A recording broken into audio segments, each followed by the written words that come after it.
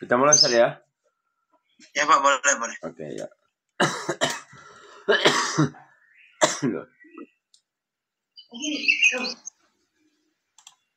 A'udzubillahiminasyaitonirrajim. Bismillahirrahmanirrahim. Assalamualaikum warahmatullahi wabarakatuh. Waalaikumsalam warahmatullahi wabarakatuh. Wassalamualaikum wa ala alihi washabihi ajmain. Allahumma sholli ala sayyidina Muhammad wa ala sayyidina Muhammad amma ba'du. Alhamdulillah, segala puji dan syukur kita panjatkan kepada Allah Subhanahu wa taala yang mana pada pagi hari ini kita masih diberikan iman, Islam dan kesehatan ya, sehingga bisa berkumpul kembali di kajian Zoom ini dalam rangka talabul ilmi. Salawat dan salam kita panjatkan ke junjungan Nabi besar kita Nabi Allah Nabi Muhammad sallallahu alaihi wasallam. Allahumma sholli ala sayyidina Muhammad wa ala sayyidina Muhammad. Semoga kita nantinya akan mendapatkan syafaat beliau di akhirat nanti. Amin. Yang saya hormati Tuan Guru kita Ustaz Ridwan, alhamdulillah sudah hadir. Yang saya hormati bapak-bapak para jemaah kajian Zoom yang selalu istiqomah untuk mengaji setiap paginya ya. Baik bapak-bapak, hari ini kita membahas masalah kitab pilar-pilar pengokohan nafsiyah Islamiyah. Sebelum kita mulai kajian pada pagi hari ini, marilah kita membaca basmalah. Bismillahirrahmanirrahim. Kepada Al-Ustaz, waktunya kami persilakan. Bismillahirrahmanirrahim. Assalamualaikum warahmatullahi wabarakatuh. Waalaikumsalam warahmatullahi wabarakatuh. Innal hamdalillah nahmaduhu wa nasta'inuhu wa nastaghfiruh wa na'udzu billahi min shururi anfusina wa sayyiati a'malina may yahdihillahu fala mudilla lahu wa may yudlil fala hadiya lahu. Asyhadu an la ilaha illallah wahdahu la syarika lahu wa asyhadu anna Muhammadan abduhu wa rasuluh la nabiyya rasula ba'da. Rabbi shrah li sadri wa yassir amri wahlul 'uqdatam min lisani yafqahu qawli. Amma ba'd. Syukur kita hadiahkan kepada Allah Subhanahu wa taala yang mana pada kesempatan pagi hari ini Allah masih memberikan kita nikmat iman dan Islam serta kesehatan kepada kita. Kita bisa hadir kembali dalam kajian Zoom pada pagi hari ini. Selanjutnya adalah selawat berikan salam. Kita hadiahkan pada junjungan kita Nabi Allah Muhammad sallallahu alaihi wasallam. Semoga tercurah kepada kita dan keluarga kita hingga yaumil akhir kelak, ketika harta tahta tak mampu dan tak berguna sama sekali di hadapan Allah Subhanahu wa taala.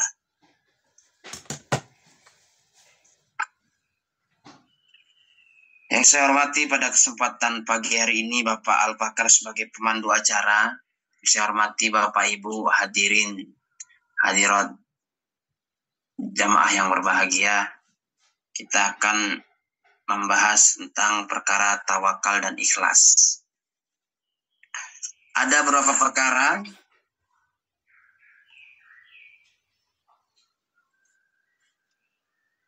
yang berkaitan dengan tawakal kepada Allah. Pertama, tawakal berkaitan dengan masalah akidah, yaitu meyakini Sang Pencipta, yaitu Allah, yang dijadikan tempat bersandar oleh setiap muslim ketika mencari kemanfaatan dan menolak kemudaratan. Orang mengingkari perkara ini berarti dia ingkar kepada Allah, keluar pada Islam. Jadi dikatakan di sini akidah ya. Jadi akidah itu secara bahasa adalah simpul, ya, ikatan. Ya. Maka berkaitan dengan akidah ini adalah keyakinan. Ya.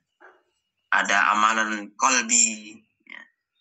Ada dia amalan lisan, ya. Ada perbuatan. Makanya kalau orang misalnya bersyahadat tapi hatinya tidak mengimani kan. Ada kemarin itu YouTuber, dia disuruh syahadat padahal dia nggak mau syahadat. Ya. Jadi ya tidak bisa dikatakan Islam dia. Karena apa? Hatinya tidak mengimani Allah Subhanahu wa taala. Hadirin yang berbahagia, jadi masalah akidah ini memang tidak bisa kita ikut-ikutan taklid. Ya. Taklid, misalnya contohnya adalah orang tua kita Islam, nggak bisa.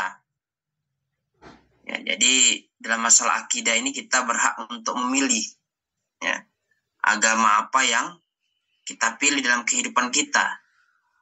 Alhamdulillah kita memilih Islam.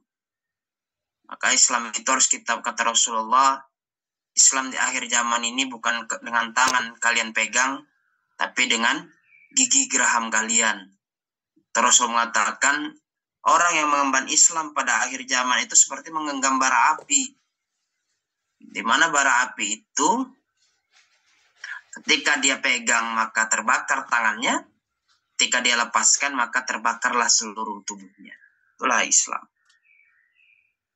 Jadi, meyakini Sang Pencipta dengan kita melihat kebesarannya Allah.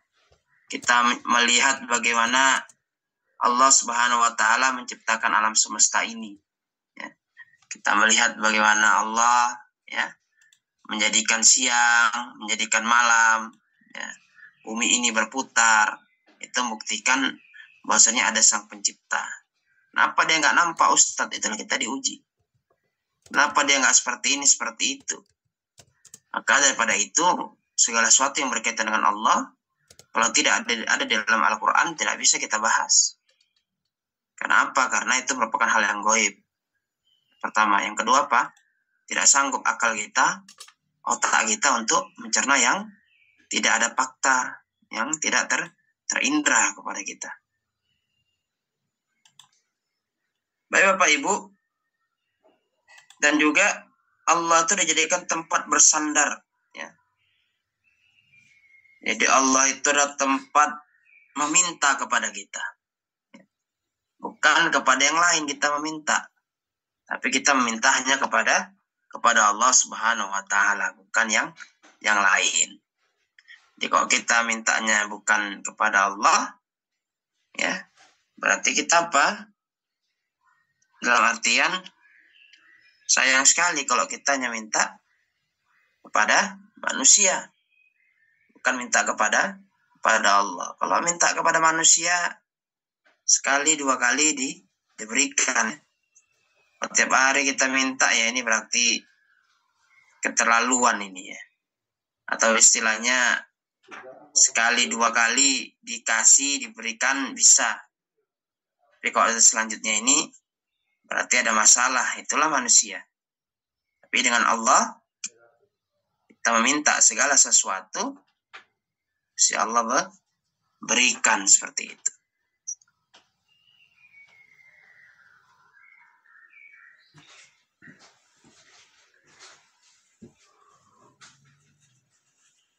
Selanjutnya adalah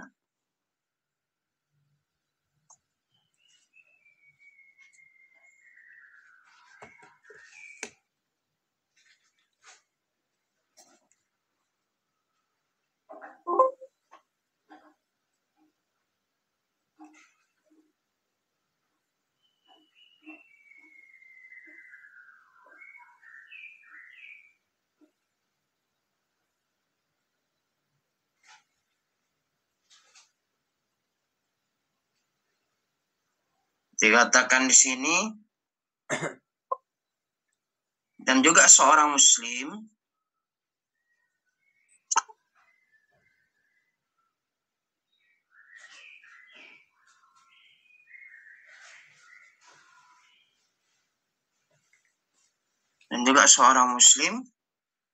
dikatakan di sini, ya, mencari kemanfaatan dan menolak kemudaratan, dan juga mengingkari perkara ini berarti dia kafir. Dalam artian misalnya contoh, dia berbisnis, ya, melakukan suatu kebaikan itu bukan karena orang balik lagi jujur, tapi itu perintah Allah. Tidak mengurangi timbangan, tidak menipu, seharusnya di ini ada yang rusak tapi didiamkan, Tapi dia melakukan itu karena semata-mata bukan karena pelanggannya balik lagi. Tapi semata-mata melakukan itu supaya apa, hadirin sekalian? Mendapatkan ridho dari Allah Subhanahu wa Ta'ala. Itu yang dilakukan. Bukan malah, kenapa engkau jujur? Supaya orang balik lagi beli. Bukan seperti itu ya.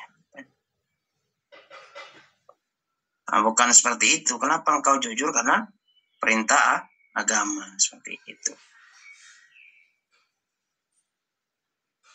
Selanjutnya adalah misalnya, jadi orang yang mengingkari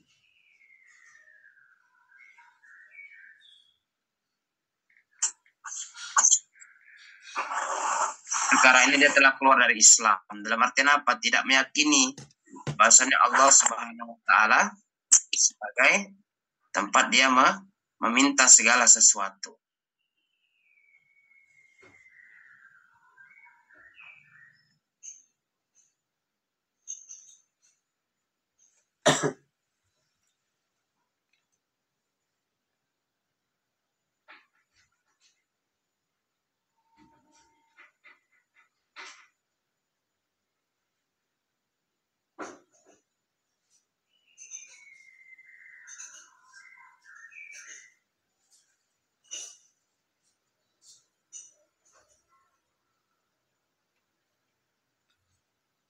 Kenapa Ustaz? Sinyal Ustaz ya? Hilang-hilang timbul suaranya.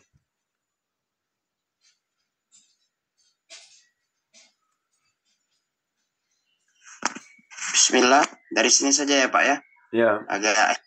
Atau nggak usah pakai video Ustaz, kalau sinyal nggak usah pakai video. Nggak tahu nih laptopnya nih kenapa ini. Kalau nggak usah pakai video Ustaz ya, nggak apa-apa. Dari laptop jelas suaranya Pak. Ada. Ada ya. Ada Ustaz. Jelas suaranya jelas. Coba. Jelas sekali. Ya matikan aja lah yang dari laptop ya.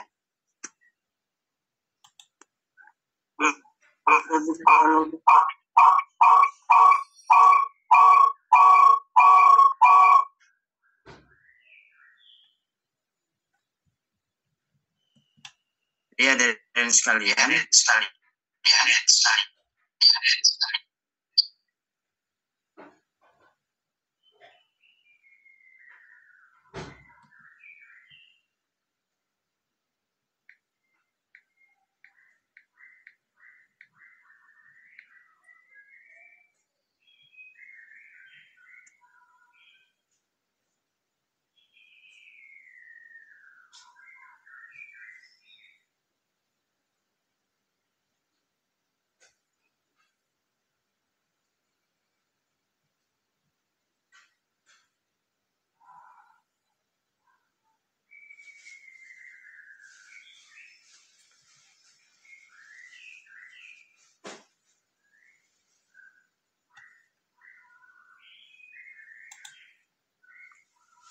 Suaranya Ustaz, moodnya. Oke.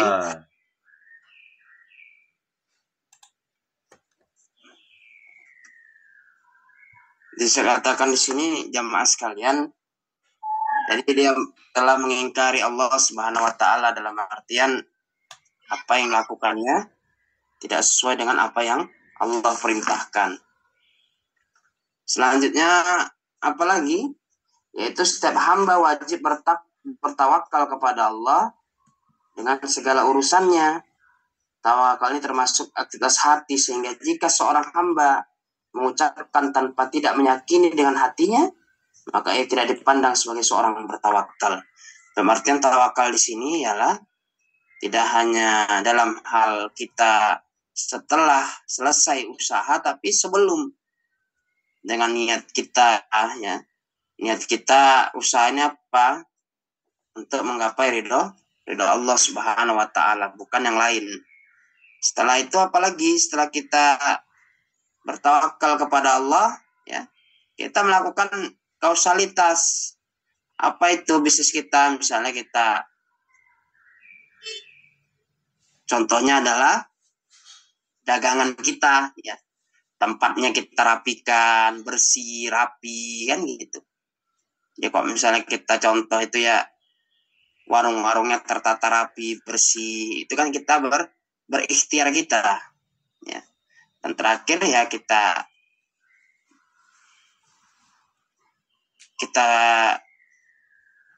serahkan semuanya kepada Allah Subhanahu wa taala, seperti itu. Jadi dalam artian ketika kita melakukan segala sesuatu, kita kaitkan dengan Allah Subhanahu wa taala.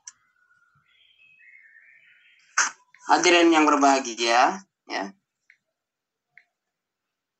Jika seorang hamba mengingkar dalil wajibnya tawakal yang qat'i pasti, maka ia telah menjadi orang yang keluar dalam Islam, ya. Misalnya kita disuruh oleh Allah Subhanahu wa taala, ya. Contoh adalah jangan engkau lupakan, carilah keberkahan dunia akhirat, tapi jangan engkau lupakan duniamu, ya. Dalam artian apa? Kita cari akhirat, tapi jangan sampai kita meninggalkan anak cucu kita dalam keadaan apa? Lemah, ya. Lemah dalam apa? Dalam hal ekonomi, lemah dalam pendidikan, lemah dalam agama. Kalau lemah dalam ekonomi, orang ya bisa berbisnis, bisa berniaga, bisa macam-macam untuk menghasilkan rezeki yang halal. Tapi kalau lemah secara akidah, lemah secara keimanan, nah itu sebentar aja itu bisa orang menggadaikan akidahnya, ya. Lihat misalnya orang, saya pernah lihat itu non muslim sembayang, ya, beras, kebutuhan pokok, baru muslimnya mengambil, itu kan mereka udah disembayangi, ya, kita ambil itu kenapa? Karena faktor lemahnya akidah, ya, faktor lemahnya kehidupan. Maka Rasulullah mengatakan al-faqru ayyakuna kufron, kefakiran itu mendekatkan kepada kekufuran. Kenapa? Karena hidupnya itu sudah tidak bisa lagi memikirkan tentang agama, tapi yang dipikirkan adalah apa? Kebutuhan dia. Nah, ini yang bahaya. Selanjutnya, apa? Tawakal kepada Allah tidak identik dengan mengambil hukum kausalitas tidak ketika beramal. Keduanya adalah dua masa berbeda.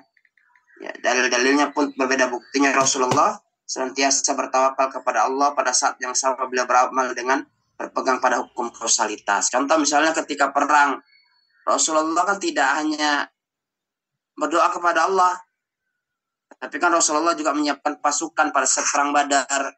Ya Allah, jika pasukan ini kalah, maka habislah Islam. Kan tidak berdiam diri. Maka dikatakan di situ Rasulullah, Allah tuh mengirimkan malaikat-malaikatnya.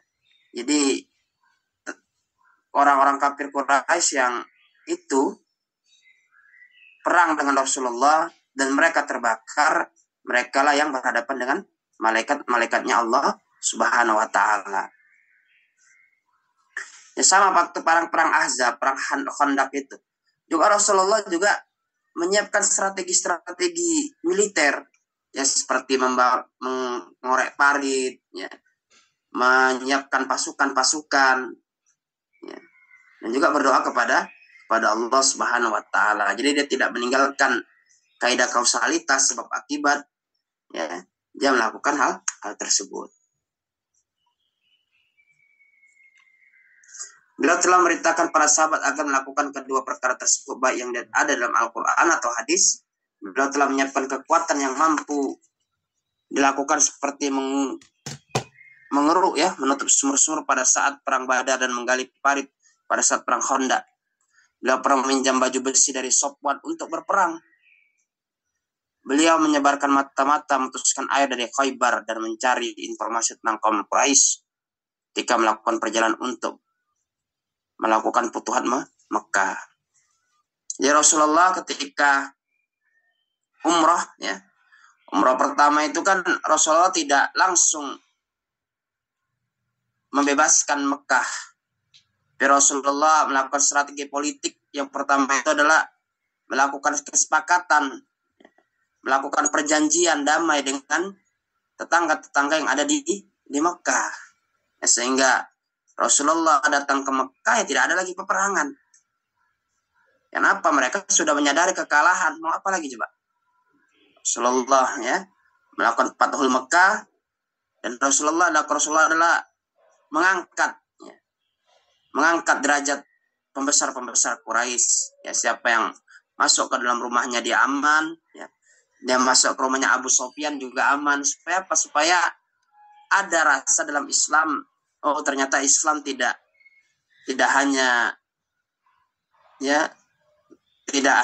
sebagai berbalas dendam kepada kami, tapi juga memberikan kebaikan. Dan juga Rasulullah memberikan ya unta kepada mereka, supaya apa? Mu'allafati qulubuhum, supaya hati mereka dekat kepada Islam, jemaah sekalian.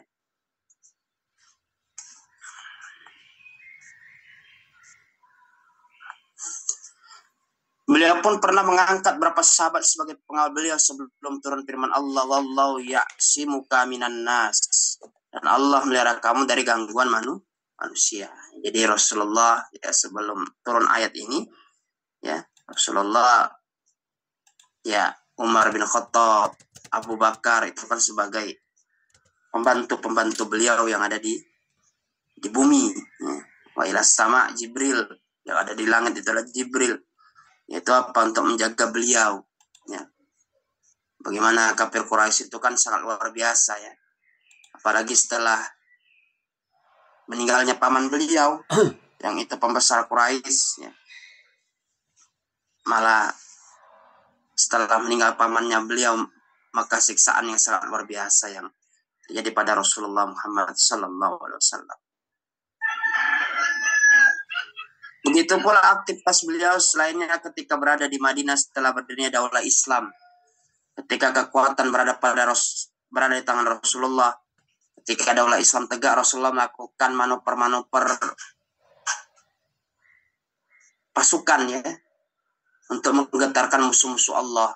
Ya. Rasulullah juga memberikan perjalanan beberapa sahabat itu melakukan manuver kekuatan ya supaya kalau ini Islam seperti itu. Maka ketika di Mekah kan Rasulullah tidak melakukan peperangan ya, walaupun kezaliman sangat luar biasa.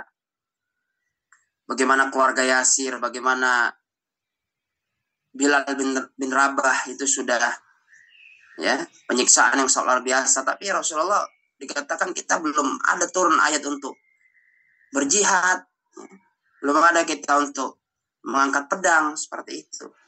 Lainnya ketika di Madinah. Maka kalau kita lihat bagaimana Rasulullah menyatukan kaum Aus dan Khazraj, ini kan sangat luar biasa. Rasulullah menyatukan mereka kepada dalam Islam, yang itu ratusan tahun mereka bermusuhan, perang-perangan, tapi ketika Islam datang mereka menjadi wa'tasimu bihablillahi jami'an wa la tafarraqu. Dan berpegang teguhlah kalian dengan agama kalian dan janganlah kalian saling bercerai-berai. Dan juga adapun ketika di Mekah, beliau telah memerintahkan para sahabat untuk hijrah ke Habsah. Beliau menerima perlindungan dari pamannya Abu Thalib. Beliau tinggal di Syaib lembah selama masa pembaikotan. Pada malam hijrah, beliau memerintahkan Ali bin Abi Thalib untuk tidur di tempat tidur beliau. Beliau tidur di Gua Sur selama 3 hari. Ya. Jadi kalau dikatakan ini di Gua Sur ini kan sangat luar biasa ini ya.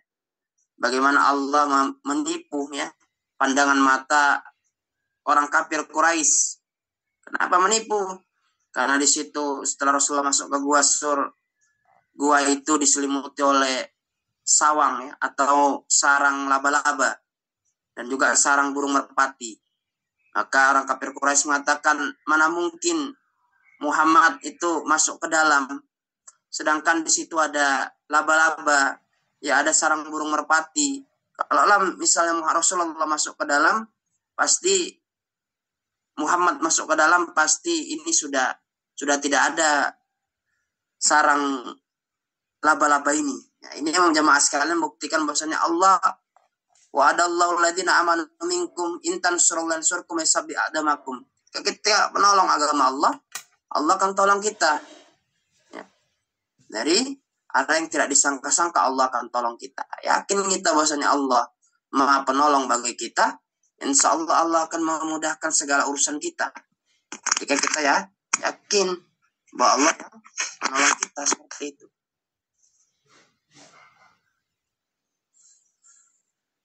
Beliau pun menyewa petunjuk jalan dari Bani Da'il.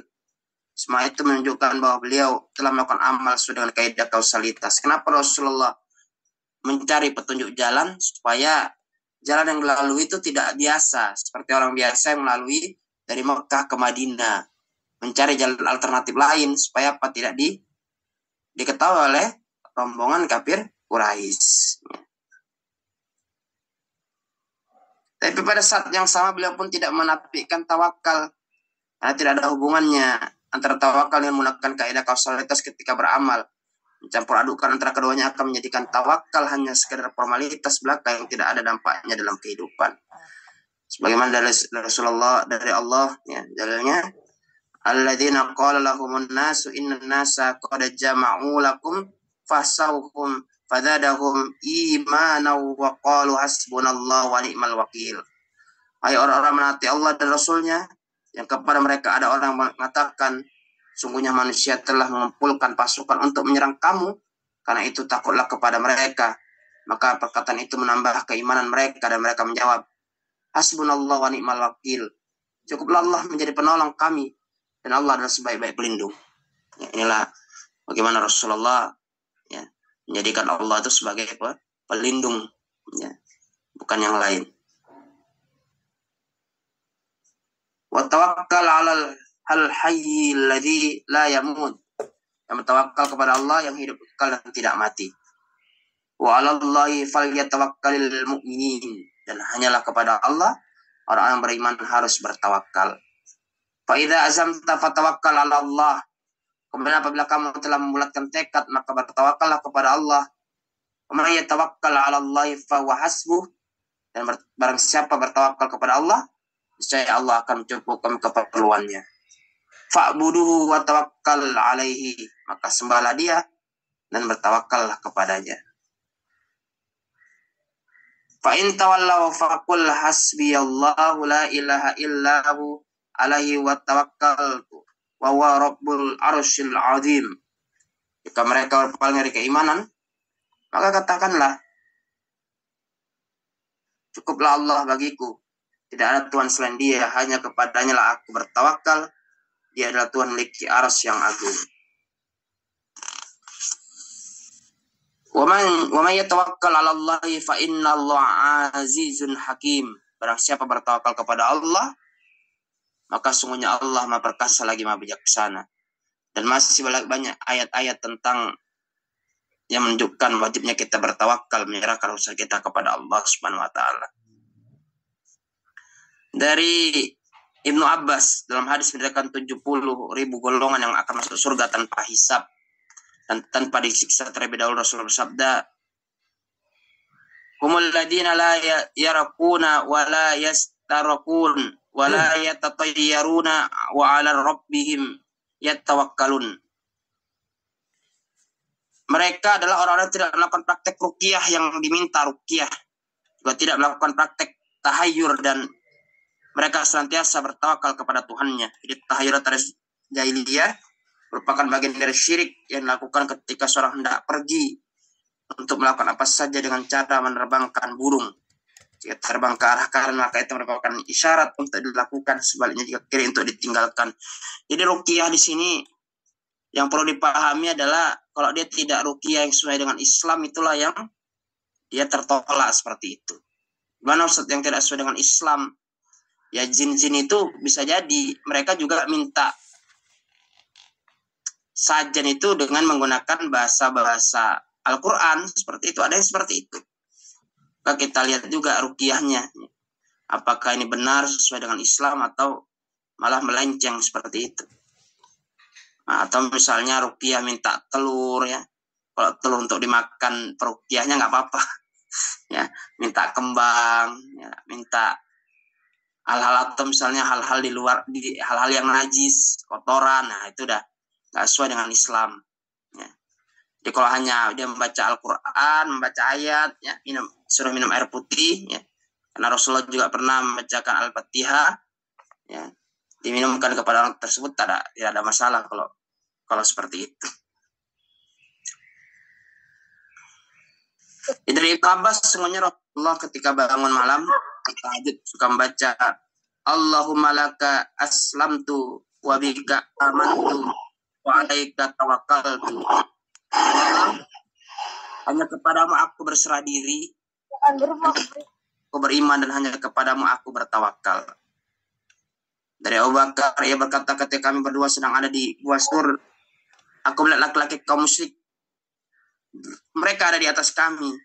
Aku berkata, ya Rasulullah, jika salah seorang dari mereka melihat ke bawah kakinya, maka pasti ia akan melihat kita. Kepada Rasul bersabda, ma dhannuka ya Abu Bakrin bisnainillahu thalithuhuma. Wahai Abu Bakar, apa dugaanmu terhadap dua orang manusia sementara Allah adalah yang ketiganya?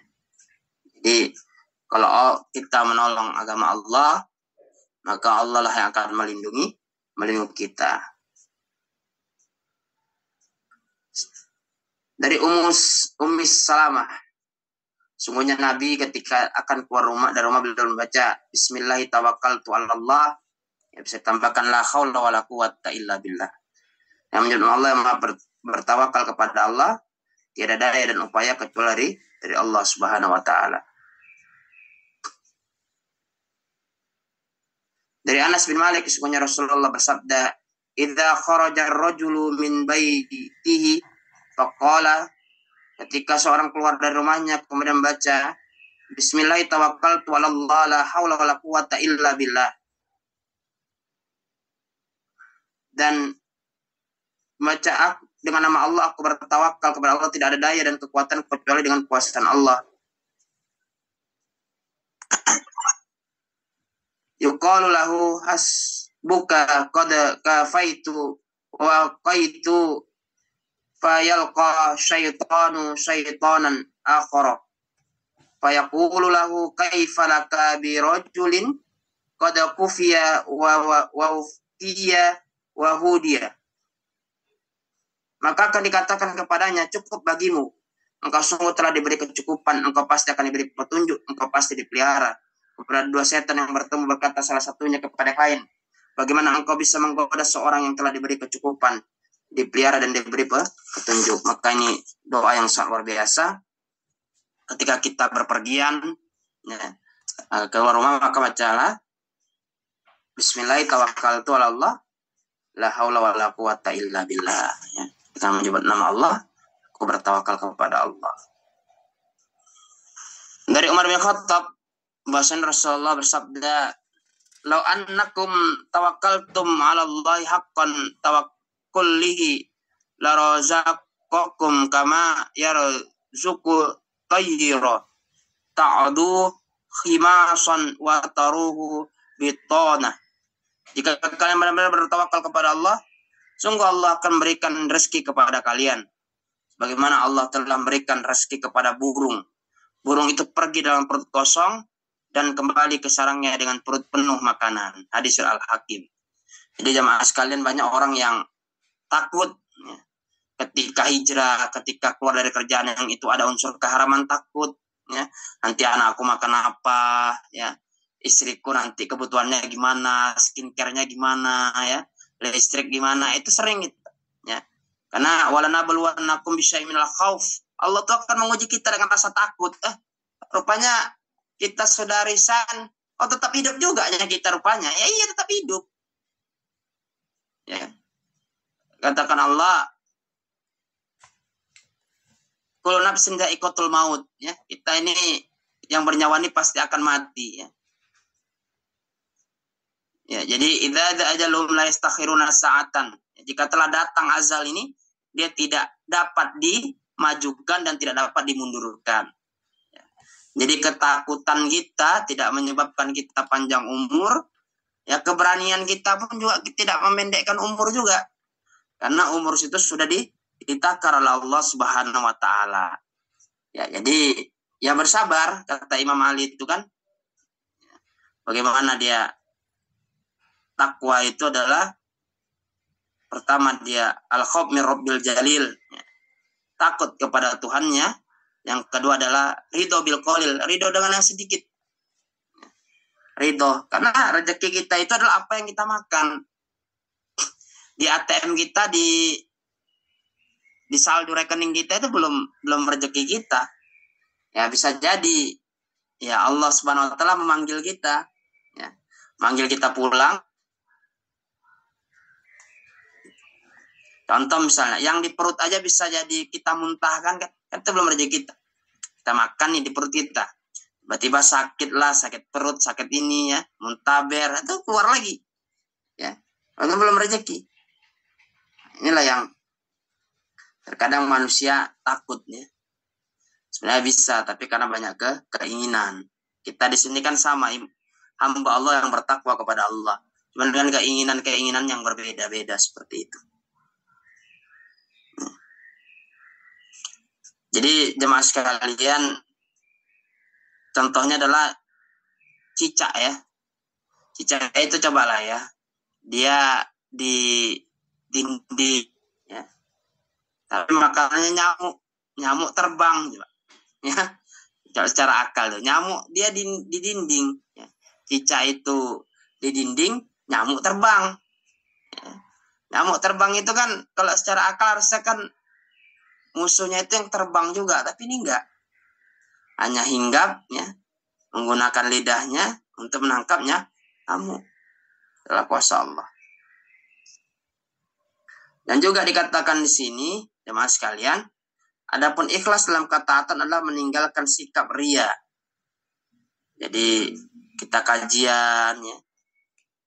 Ria itu jangan kita umbar. Dalam artian apa? Oh, ini kita sudah taat kepada Allah, lihatlah mereka.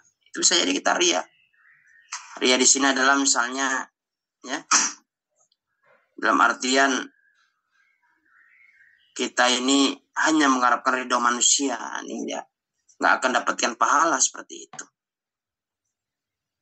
Ikhlas dalam ketaatan meninggalkan sikap ria. Ikhlas termasuk amal hati yang tidak bisa diketahui kecuali oleh seorang hamba dan Tuhannya. Misalnya kita jadi ngaji ini, apakah kita semakin ikhlas atau ria? Ataukah hijrah kita ini kita semakin taat kepada Allah atau malah menghakimi yang lain seperti itu?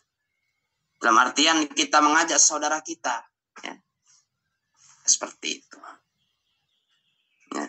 Jadi misalnya adalah orang yang berutang, kita kasih tahu caranya, jangan berutang lagi, bayarlah pokoknya.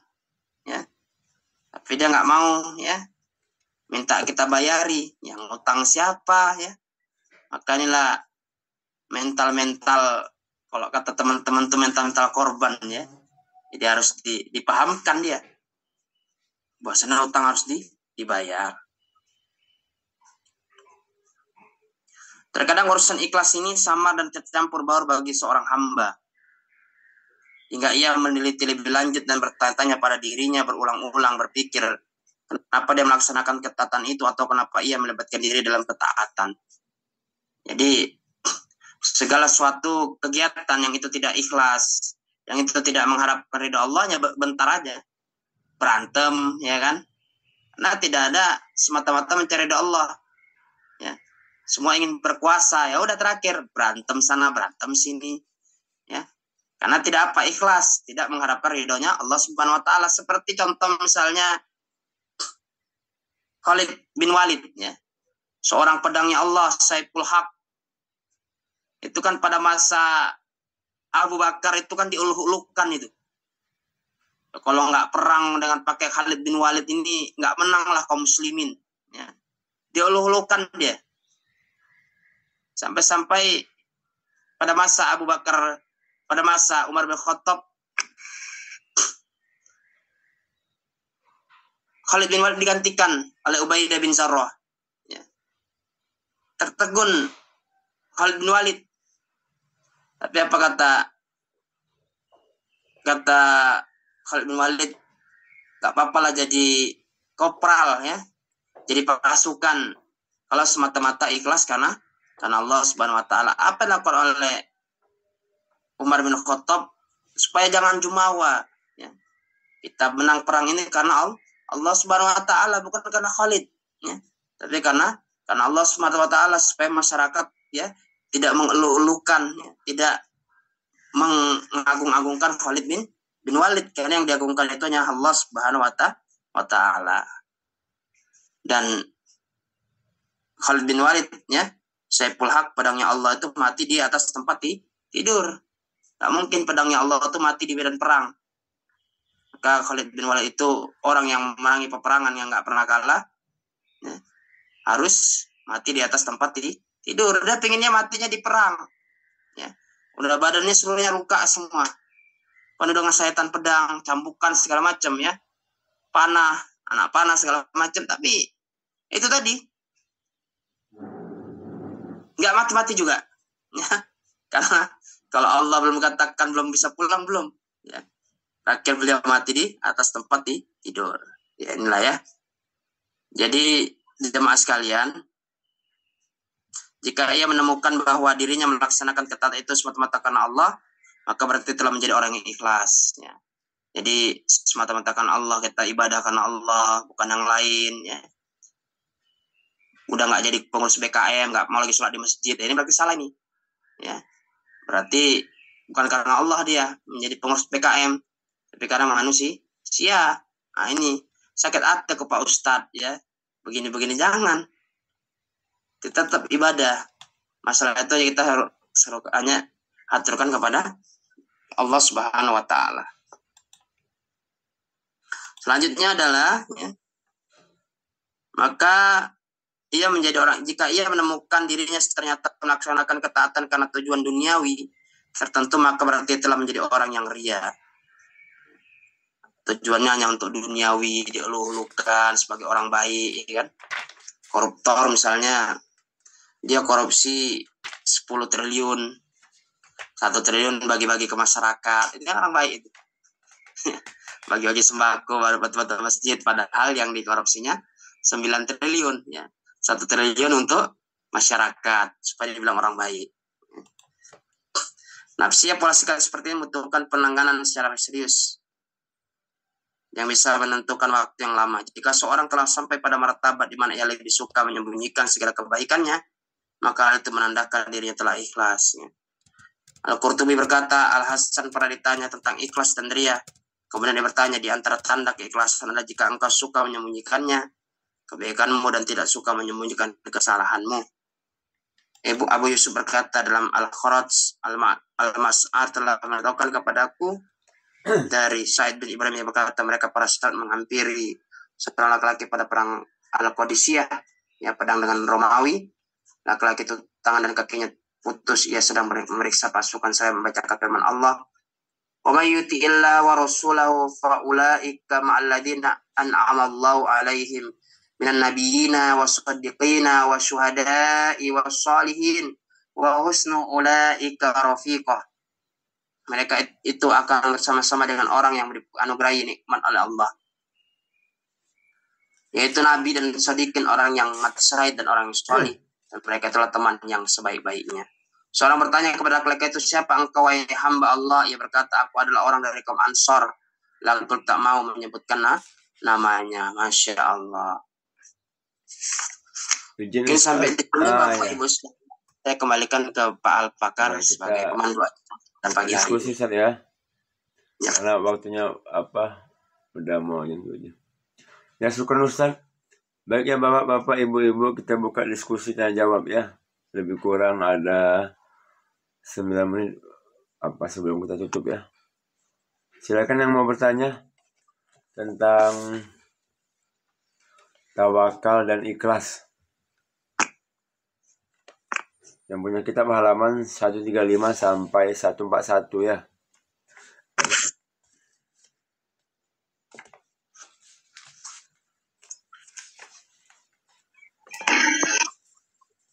Assalamualaikum Ustaz. Waalaikumsalam warahmatullahi Pak. Sedikit Pak, saya mau bertanya. Masalah tawakal itu Pak. Tawakal itu apa setelah kita kerjakan atau sebelum kita kerjakan, Pak Ustadz? Demikian. Assalamualaikum warahmatullahi wabarakatuh.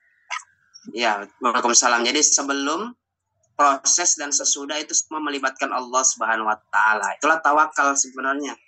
Bukan hanya selesai pada misal sebelum kita niat. Contoh kita mencari rezeki Allah, innamal a'malu binniyat wa innamal likulli imrin ma nawa. Kita niatkan berpahala. Ya, contoh kita berdagangnya Allah, aku berdagang ini mencari ridhomu, mencari rezeki yang halal untuk anak istriku. Baru itu kita dalam proses ya. Misalnya kita tidak timbangan, tidak mengurangi timbangan, ya, tidak menutupi kecacatan. Ya. Kita misalnya jual beli lemari ya. Nah, ini Bu, bagus lemarinya, tapi ada yang bolong di dalamnya. Kita kasih tahu, walaupun tutup pakai stiker kan itu. Kadang-kadang ya, lemarinya bolong ditutup pakai stiker sampai rolok kok bolong nih. Kita kasih tahu ini bolong Bu, gini-gini kan. Baru semuanya kita selesai situ kita doa kepada Allah. Ya. Kita mohon kepada Allah ya, diberikan kemudahan dalam segala sesuatu seperti itu Pak. Jadi kok hanya semua waktu selesai kita hanya kembalikan kepada Allah, berarti dalam proses ini benar enggak? Sesuai dengan Islam enggak? Niat kita sesuai enggak? Karena kan innamal a'malu binniyat. Segala sesuatu nilai dari niatnya. Kok tak berniat kita? Ya. Jadi kok ya itu segala sesuatu kan niatnya, maka niatnya harus diperbaiki. Ya. Harus diperbaiki semata-mata mengharap ridho Allah Subhanahu wa taala. Ya. Jadi seperti itu, Pak. Jadi kok misalnya perlu juga Pak pakar nih kita bahas tentang tawakal ini pertemuan besok ini kan. Boleh, siap. Kita pakai slide ya, kita bahas tentang tawakal. Boleh. Berarti Ustaz menyambung pertanyaan Pak Salahuddin, berarti tawakal itu kita dari awal sama akhir tetap bertawakal Ustaz ya? Iya, bertawakal kepada Allah.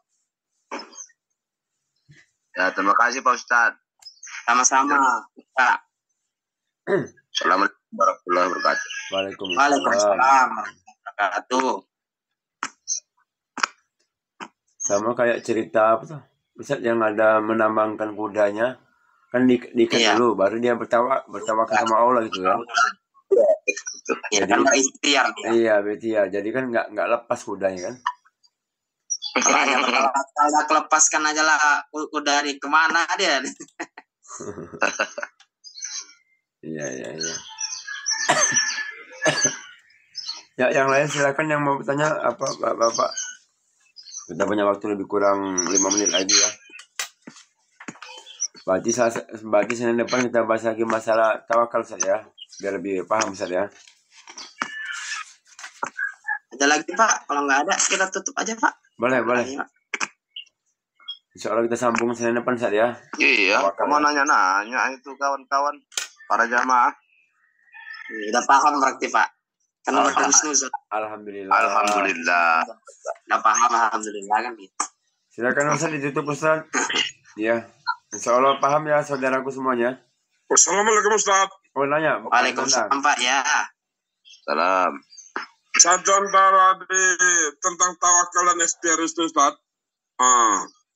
Jadi kan banyak orang Ustaz, antara namanya kalau ada mengadakan pesta Ustaz, penatang hujan katanya Ustaz. Seksi penatang langit katanya Ustaz. Jadi ada orang yang selalu bilang itu kebanyakan yang salah Ustaz. Kan dia ikhtiar meminta doa kepada orang yang ahlinya loh Ustaz. Tapi kata orang selalu itu bilang salah Ustaz. Padahal kalau kita lihat Ustaz, bagusnya cuaca sebelum dia mengadakan pesta dan setelah diadakan pesta pada hari hanya itu hujan Ustaz. Jadi itu di mana Ustaz? Apanya Ustaz? Apakah salah kita meminta doa seperti itu kepada orang pintar? Apakah itu sama dengan orang yang kita bilang yang ruqyah tadi yang menyala Ustaz? Gitu, Ustaz. Demikian, hanya itu aja pertanyaan Ustaz. Jadi misalnya begini, kita kalau misalnya secara metode ilmiah, secara keilmuan, kita bisa Kalau ada kawan kita di BMKG, kita bisa melihat. BMKG kan sesuai dengan fakta, awan, cuaca, itu kan kelihatan. Oh, ini tanggal ini hujan tidak, gitu kan. Karena kan kalau katanya pesulap merah itu dukun tuh 2, kata beliau. Kalau nggak nipu ya cabul. Itu kata pesulap merah itu ya, bukan kata saya itu. Saya ngambil, ya. Kalau nggak nipu ya cabul, katanya gitu, ya. Jadi kita bisa, kalau ada kenalan kita lihat di BMKG, ya. Itu ya bisa prediksi tuh, Pak. Karena dia melihat cuaca kan, perputaran awan segala macam. Oh, ini besok hujan atau tidak. Dia bisa seminggu ke depan bisa diprediksi. Nah, itu bisa. Tapi kalau misalnya kita datang, disuruhnya kita sembeli ayam, kalau ayam dia motong kita makan rame-rame nggak apa-apa. Tapi ya ayamnya harus hitam begini, begitu ya, nggak sesuai dengan syariat. Ya. Jadi kalau kita mendatangi ulama, Ustadz mohon doanya, mudah-mudahan acara kami lancar, ya tidak ada kendala. Atau ternyata hujannya berkah kan? Hujan ini kan rahmat. Hujan ini rahmat, ya, kasih sayang Allah. Ya, berapa banyak orang yang mengharapkan hujan supaya dapat air, ya padinya terairi dengan baik, kan seperti itu. Jadi kita berdoa kepada Allah, ya kita minta sama orang yang soleh boleh. Ya. Nah kan dia masih hidup, minta doanya, didoakan mudah-mudahan. Ya ulama yang benar, Pak, bukan orang yang pintar bisa jampi-jampi. Ya, minta doanya mudah-mudahan lancar. Kalau ternyata hujan ya rahmat Allah. Ya, salah tentang urusan antara orang pintar sama Ustadz tadi, Ustadz, ya kan? Kita hanya minta tolong kepada orang pintar, satu minta tolong kepada Ustadz. Satu ya dengan ikhtiar ditaburnya garam ke atas, ya alhamdulillah nggak hujan. Dia udah terkenal dan udah lebih sering mengadakan Ustadz seperti itu. Nah, ada kita pergi kepada seorang kiai yang udah apa, tapi lebih sering hujannya juga, itu kan rahmat katanya selalu, Ustaz.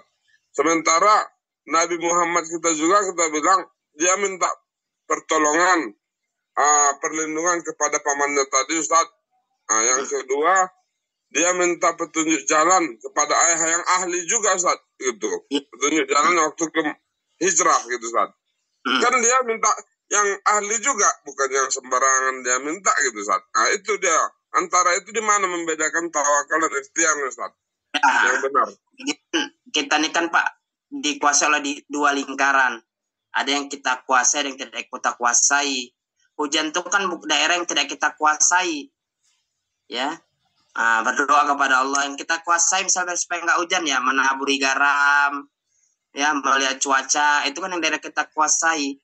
Yang tidak kuasai tiba-tiba kayak kejadian di mana tuh? Uni Emirat Arab ya, terlalu banyak menaburkan garam, rupanya hujannya dikasih sekali hujan untuk setahun ya. Terakhir daerahnya banjir kan, seperti itu. Kan itu ada tangan-tangan manusia juga yang menyebabkan terjadi seperti itu. Jadi kalau menurut saya ya, yang pertama kita berdoa, minta doa kepada ulama yang benar, bukan ulama yang ngasal-ngasalan. Karena banyak juga sekarang ya, ulama yang benar, yang dia takut kepada Allah ya.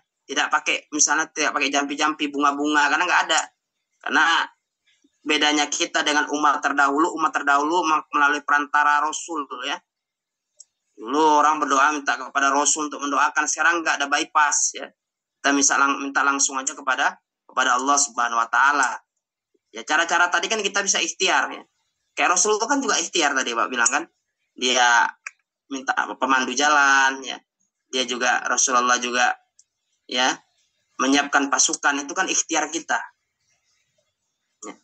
Contoh misalnya perusahaan besar ya, hari ini contoh misalnya Bata Gulung Tikar ya, produksi sepatu, itu kan sudah dikenal oleh masyarakat, tapi ada yang mereka lupa, misalnya apa itu inovasi ya.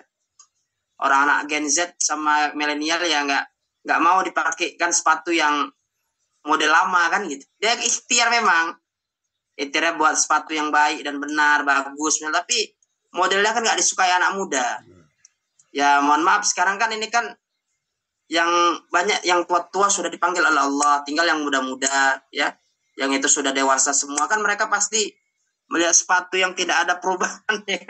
Itu aja modelnya, misalnya sendalnya tidak berinovasi ya ya akhirnya rugi miliaran kan. Itu yang terjadi dengan manusia, Pak. Ketika dia tidak bisa melihat pangsa pasarnya, tidak bisa melihat kondisi masyarakatnya, ya, memaksakan kehendak nggak bisa. Kecuali diberikan gratis ya, yang mau sepatu, apa datang kan gitu kan, ini enggak. Mungkin seperti itu, Pak. Ya begitu ya Pak Mentonang ya. Insya Allah kita sambung lagi Senin depan Pak Mentonang ya. Ya, udah lewat 2 menit memang. Makasih. Ya, sama-sama Pak Mentonang. Silakan Pak Ustadz, ditutup Pak Ustadz. Kita tutup dengan membacakan istighfar 3 kali. Astagfirullahaladzim, astagfirullahaladzim. Dan doa penutup majelis. Subhanallah bihamdi. Asyhadu an la ilaha illa anta astaghfiruka wa atubu ilaik. Billahi fisabilillah fastabiqul khairat ila liqa ma'assalamah.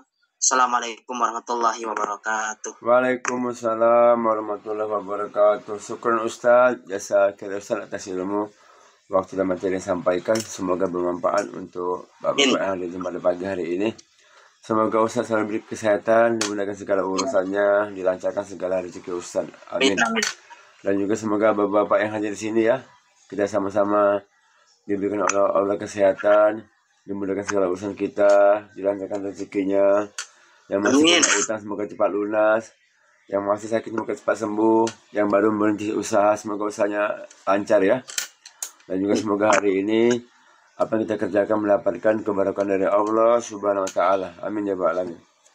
Baik Bapak Ibu, kita tutup ya dengan membaca hamdalah alhamdulillah alamin dan juga doa kibatul majelis. Subhanallah wa bihamdika asyhadu an la ilaha illa anta astaghfiruka wa atubu ilaik. Wabillahi taufiq wal hidayah. Wassalamualaikum warahmatullahi wabarakatuh. Waalaikumsalam warahmatullahi wabarakatuh. Syukur Ustaz ya. Iya.